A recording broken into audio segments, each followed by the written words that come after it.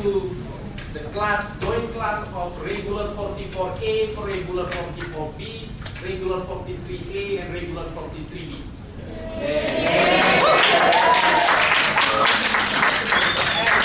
This is class of business, economic, and strategic decision making.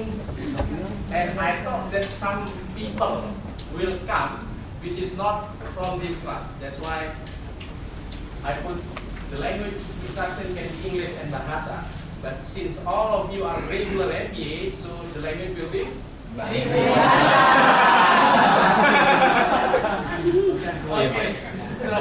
So the title is Decision Making in the Era of Global Economic Crisis. The first speaker will be Hary Elias here. He's already present with his tie.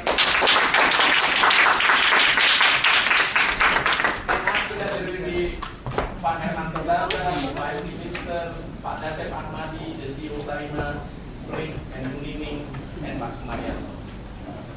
Clear, yeah? And it is also interesting because I just read last week news that the Vice Chancellor of ITB planned or required that every program student need to have some double degree program, exchange program, and require that some classes conducted in English. And MBA, since last year, already conducted full in English. So at the same time, I know our school vision is to become the world-class university. And what we call the world-class university, normally, you look to you make some comparison as benchmark. We call time higher education special. In number one, the time higher education special, the name of the number one school, do you know what? Anyone know? No? What is the number one ranked world-class university in the world? Cambridge University. Cambridge University! Oh, you know the Cambridge University. Okay, why I said Cambridge University is important? Because our first guest is graduate from Cambridge. Cambridge University, in my time, I know, but Maggie Mai is the nickname of Margaret Thatcher. My love. So he is a chemical engineer, graduate, and then later become prime minister. So Cambridge is actually it's quite parallel with ITB because we have the ITB is engineer, and some become president of the country, including President Sukarno and Pak Habibie. So when I try to find who is the best speaker that has Cambridge background, I know actually I have some, but I didn't realize that the Cambridge guy is actually fragment guest speaker from my negotiation class. So I invited Pak Hary Elias, Cambridge one, but at the same time it's striking. Later you will see. This is the summary I got from LinkedIn. You know what's LinkedIn? Yes. Yes. Okay. If you are still undergraduate, maybe you know about Facebook. But if you are looking for job seeker, job hopper, and trying to have professional network and LinkedIn. And most interesting, it's not only about the Cambridge. Pak Hary has also graduated from Columbia. Columbia for Indonesian is well known because the teenagers. Because of Becek. When Sinta, everybody knows about Sinta. But at the same time, most important, actually, the current president, American President Obama, with Indonesian background, studied at Columbia.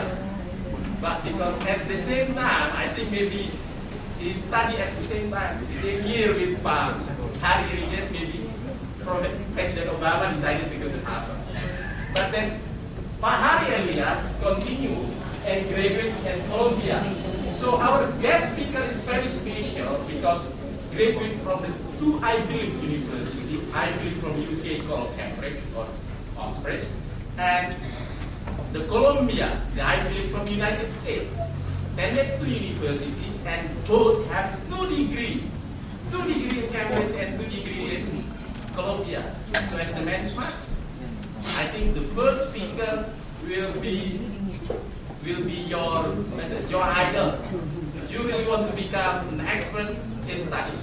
And ladies and gentlemen, without further ado, I will announce you Pak Hary. What is this? No, this Is a shaver? no. You know, Pak Oni's gift? He always makes me sound smarter than I actually am. I'm not that smart, but he really makes anyone sound really smart. What we're going to do today, if I can get the PPT going, is to look at some of the issues dealing with negotiations. And let me do this first. What do I do? Just cancel this. And then F5, is that right?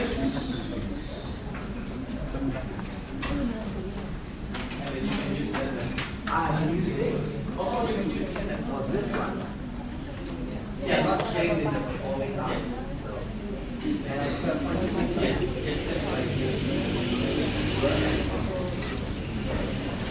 Yes, already. It's working. And you have also mentioned Wow. Engineering school. Engineering school. Well, good morning. Morning. Look at us. It's Saturday morning. Yes. We all should be in bed recovering from last night. Bonnie makes me wake up at 7 a.m. in the morning. Me too. Put on my bow tie and come to lecture you. We are going to talk today about cross-cultural negotiations.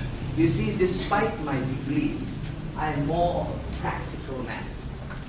I spent most of my life, I'm now 49 years old, although I don't look it. I spent most of my working life as an advocate and a barrister and as a lawyer. Yes, my degrees are in law and business. And I practiced in New York for 12 years. And what's happened is that I have had the opportunity to actually see lots and lots of negotiations. And what I would share with you this morning is not only some practical advice, but also we are going to actually do, oh my goodness, engineering faculty. What I want to do with you this morning is to actually get you off your feet. So the next 1.5 hours is going to be a very active session. You are going to do things, you are going to talk, you are going to observe, you are going to give me feedback, and then at the end of the morning session, or at least by 9:30, we will collate whatever we've seen and observed, and hopefully come up with some general ideas about negotiations. Now, why do I do this? You see, the topic says, is there a global crisis? They say it's called global recession, global financial crisis, credit crunch, collapse of large financial institutions, bailout of banks by governments, downturns in stock markets around the world. The housing market has also suffered, resulting in numerous evictions, foreclosures, and prolonged vacancies, blah, blah, blah, all doom. But what are we doing in Indonesia? Indonesians are smiling. Why? Because none of that is happening here. Collapse of large financial institutions? It's not happening here. We've got one small bailout of Bank Century, and still in the news, only one. You've got no downturn in the stock market. We're doing so well. We're all feeling richer.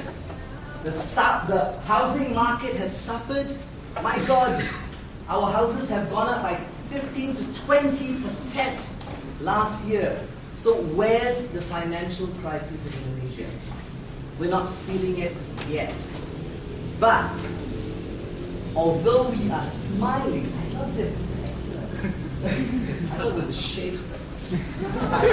The reality is that because there is a global economic crisis, this is the best time to negotiate for better terms. Everyone outside Indonesia is suffering. They're looking for new markets. The Americans don't want to buy. The Japanese are spending all their money recovering from the tsunami. They're not buying anything. Who's buying the blackberries in the world? Malaysians. They still want to build it in Malaysia. But we're buying the blackberries. We're the guys who are buying the cars. We're the buyers. And this is the best time to negotiate for better terms at every level. Whether it's individual level, or you later, if you are tasked to negotiate a new contract with a foreigner, we are one of the few expanding economies in the world. In fact, if I'm not mistaken, the survey just released says that we're the 5th largest economy. We beat Germany. We're the biggest economy in Southeast Asia. One of the biggest in Asia. And we're still growing. Who are we going to sell to? Who are we buying from? Who is going to be doing the foreign direct investment?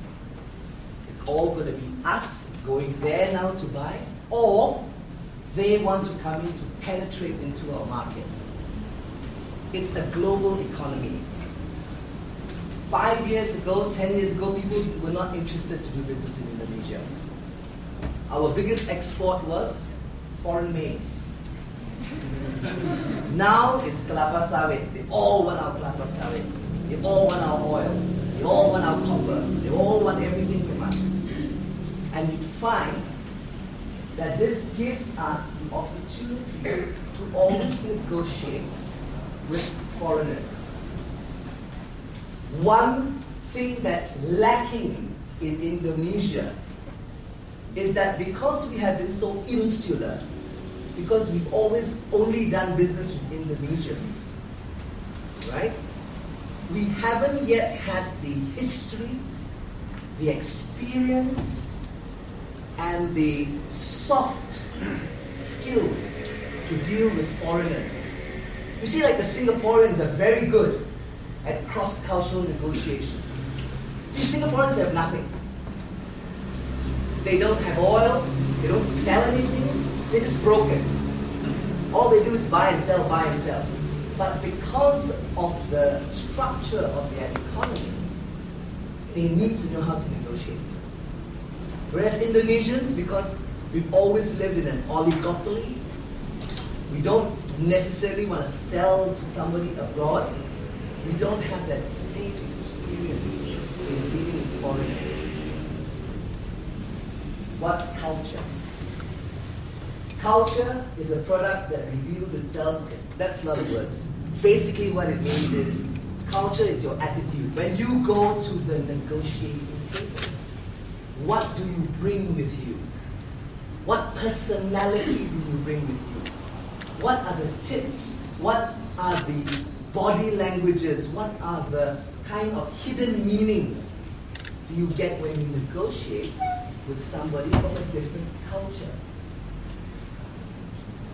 The problem, of course, and the problem for Indonesia in particular, is that too many of us